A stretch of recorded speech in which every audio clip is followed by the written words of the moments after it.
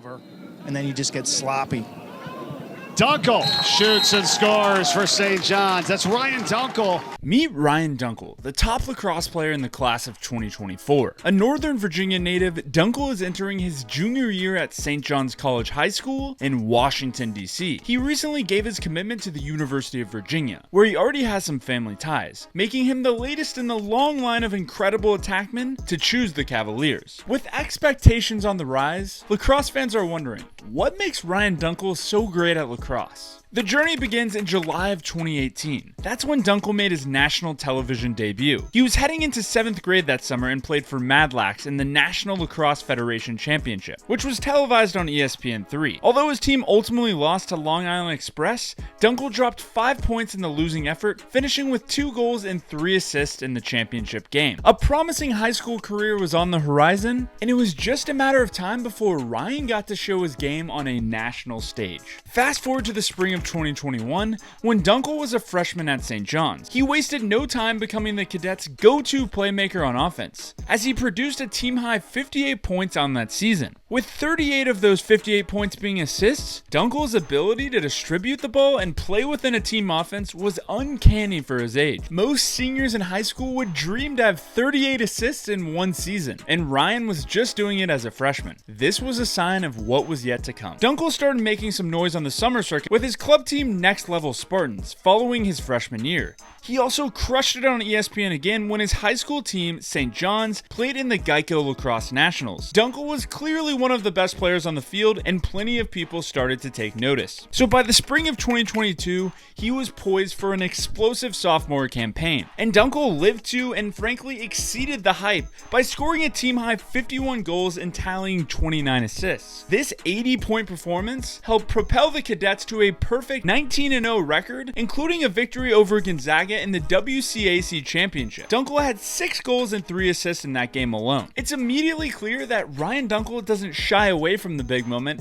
In fact, he thrives in it. There wasn't another sophomore in the country who had a season like Ryan's, and he solidified himself as a top prospect in his class. And by the way, you can join 3,000 other lacrosse players and join the Lax Weekly email newsletter packed with tangible tips on how to become a better lacrosse player. I'll leave a link in the description where you can go subscribe now.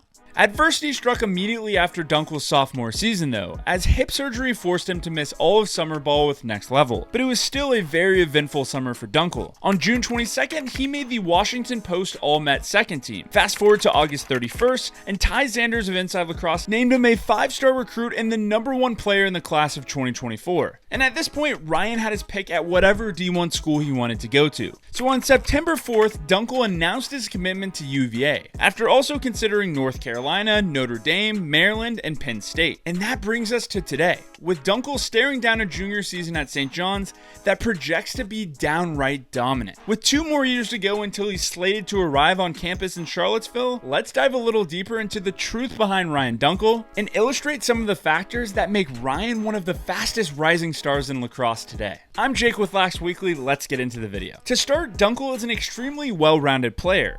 There are very few things on a lacrosse field that he can't do.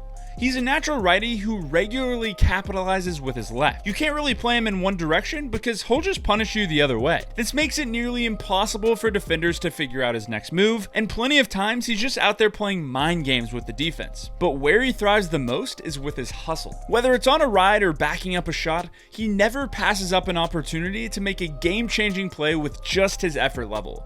In fact, Next Level describes Dunkle as the best riding attackman in program history. Dunkle also has a 4.0 GPA, and you can see how that translates to his lacrosse IQ. He's a smart attackman who plays with his head up, seeks quick restarts, and cuts to the crease when his defender is ball watching. He's just the type of player who can see the entire field and commands the ball when he has it. As a dodger, he makes his bones behind the net in 6-on-6. His change of direction is elite. He has quick and fluid feet and will stack moves one after another to create additional separation. This style of dodging is eerily similar to Michael Sowers, and that comparison only grows stronger when you take a closer look at his feeding and finishing. When feeding, Dunkle has the vision to locate open teammates on the backside of the formation and the accuracy to deliver tight window passes to the crease. There is zero wasted movement as he goes from dodger to feeder, and as a result, he has a habit of making the toughest assist look effortless. When it's Dunkle's turn to go to the goal, he does so with authority.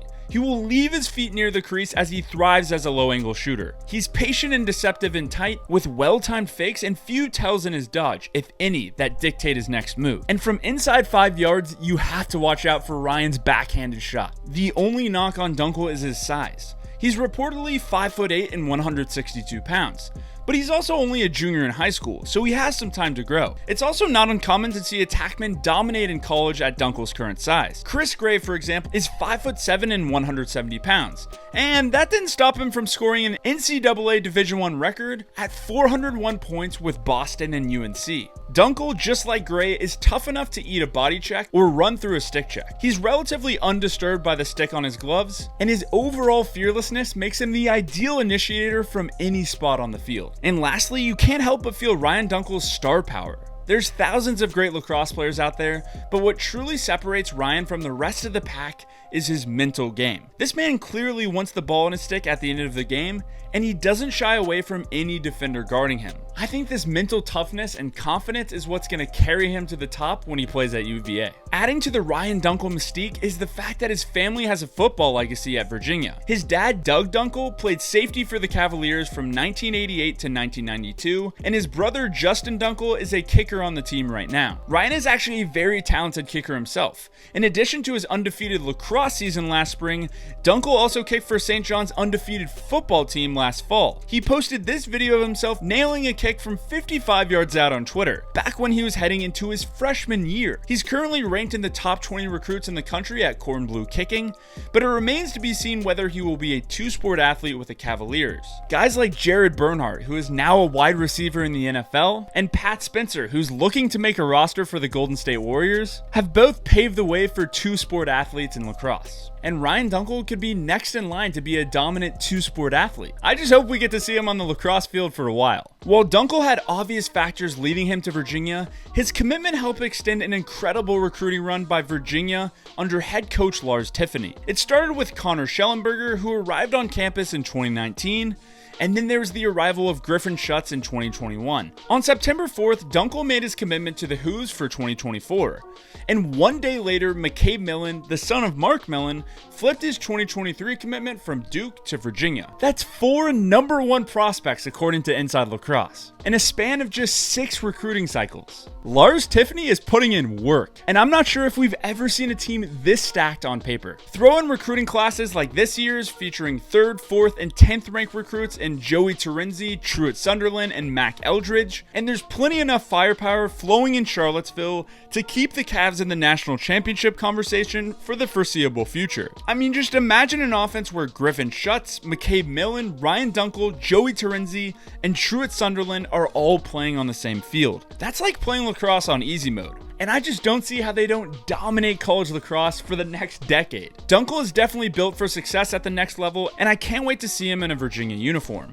It's going to be a long 2 years until 2024, but I think over that time, we are going to watch him develop into an incredible D1 and potentially pro player. He's already on the doorstep with just his natural ability and competitive mentality, but a little bit more time will tell us the truth about Ryan Dunkle. And this video was so much fun to make. What do you think about Ryan Dunkle? And let me know down in the comments, what video would you like to see next? I'm Jake with Lax Weekly. I hope you have a fantastic day, and I'll see you next time.